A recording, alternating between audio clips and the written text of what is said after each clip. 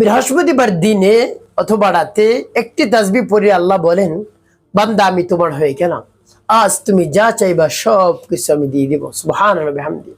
আপনার যত ধরনের মনের আশা আকাঙ্ক্ষা বাসনা কামনা রয়েছে আল্লাহ রাব্বুল আলামিনের কাছে বলবেন, দেখবেন সকল আশা আকাঙ্ক্ষা বাসনা কামনা আল্লাহ রাব্বুল আলামিন পূরণ করে দিবেন। মনের মধ্যে যত ধরনের ব্যথা বেদনা রয়েছে সব দূর হয়ে যাবে। প্রিয় ভাই বোনেরা, দেখে যে আপনার ভালোবাসার মানুষ চলে গিয়েছে, আপনার কাছে আসছেন, আপনার সাথে কথা বলে না, তো আপনি অস্থির হয়ে গিয়েছেন, দুশ্চিন্তার মধ্যে পড়ে গিয়েছেন, এভাবে তাসবিহটি পাঠ করুন। রব্বে কারীম ভালোবাসার মানুষকে কাছে এনে দিবেন। তারপরে আপনার সংসারের মধ্যে অশান্তির আগুন ধাউ ধাউ করে জ্বলছে, স্বামীকে কথা শুনে না, স্ত্রীর কথা শুনে না, তারপরে সন্তান অবাধ্য, তারপরে টাকা নাই পয়সা নাই, ঋণগ্রস্ত হয়ে পড়েছেন, এক কথায় চতুর্দিক থেকে আপনার উপর বিপদ আর বিপদ। মতো অবস্থায় আপনি কি করবেন? আপনি তাসবিহটি পাঠ করুন, রব্বে কারীম সকল সমস্যা সমাধান করে দিবেন। রব্বে কারীম এবং অবস্থা আপনি তাসবিহটি পাঠ করুন, রব্বে কারীম সকল সমস্যা সমাধান করে দিবেন। অঢেল সম্পদের মালিক আল্লাহ রাব্বুল আলামিন বানিয়ে দিবেন। তার কারণ পবিত্র বৃহস্পতিবার অত্যন্ত দামি এবং গুরুত্বপূর্ণ।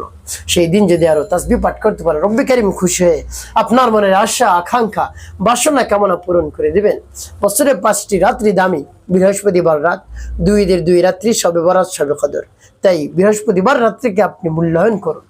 আল্লাহ হাবিব সাল্লাল্লাহু আলাইহি ওয়াসাল্লাম বৃহস্পতিবার অন্য দিনের তুলনায় বেশি ইবাদত করতেন, তার কারণ এই দিন আল্লাহ রাব্বুল আলামিনের কাছে আমলনামা পেশ করা হয়। তো আপনি যদি এভাবে তাসবিহ আদায় করতে পারেন তাহলে আল্লাহ রাব্বুল আলামিন খুশি হয়ে যাবে। প্রিয় ভাই বোনেরা, আরেকটি জিকিরের কথা আমি বলে দেব, যে জিকিরটি একবার মাত্র করলে আসমান জমিনের ফাঁকা জায়গাগুলো রব্বে কারীম নেকি দ্বারা ভরপুর করে দেন।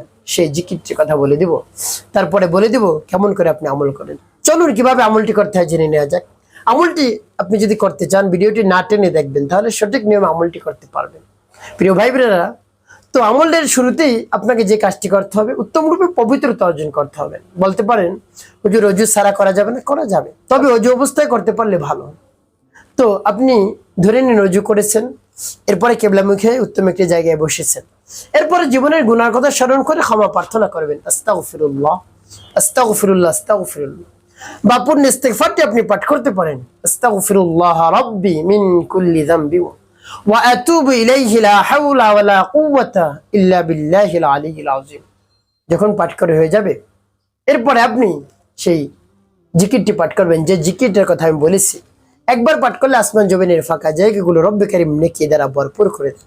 সেই জিকিরটি আমাদের সকলের সুপরিচিত জিকির, সেটা হলো কালিমার জিকির, লা ইলাহা ইল্লাল্লাহ লা ইলাহা ইল্লাল্লাহ লা ইলাহা ইল্লাল্লাহ লা ইলাহা ইল্লাল্লাহ।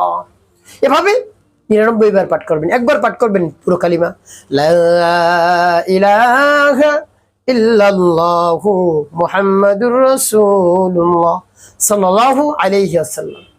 এবং যখন এই জিকিরটি পাঠ করা হয়ে যাবে, এরপরে সেই তাসবিহটি আপনি আদায় করবেন। কতবার পাঠ করবেন আমি বলে দিচ্ছি, এবং তাসবিহটি কি। সেই তাসবিহটি পাঠ করার পূর্বে রব্বে কারীমের কাছে বলবেন, আল্লাহ আমার সমস্যা সমাধান করে দিন, আমার মনের আশা আকাঙ্ক্ষা বাসনা কামনা পূরণ করে দিন। আপনি ছাড়া আর কেউ পারবে না আমার সমস্যা সমাধান করতে। আপনি হলেন সর্বশক্তিমান, আপনার শক্তির বাইরে কিছুই নেই। এভাবে বলে তারপর তাসবিহ পাঠ করবেন। আমি বলে দিচ্ছি পরবর্তী কি কি করবেন। আগে তাসবিহটি বলে নেই, বিসমিল্লাহির রাহমানির রাহিম, ইয়া যাল জালালি ওয়াল ইকরাম, ইয়া যাল জালালি ওয়াল ইকরাম, ইয়া যাল জালালি ওয়াল ইকরাম। তো প্রিয় ভাই বোনেরা, কতবার পাঠ করবেন? গুনগুনি 11 বার।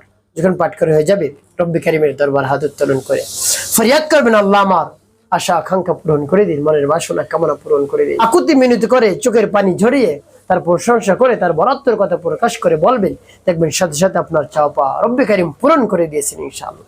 একটি কাজ আপনাকে করতে হবে, 5 ওয়াক্ত নামাজ আদায় করতে হবে, মানুষের কল্যাণে খিদমতে কাজ করবেন। অবশ্যই আপনার জীবন সুখময় হবে, শান্তিপূর্ণ হবে ইনশাআল্লাহ।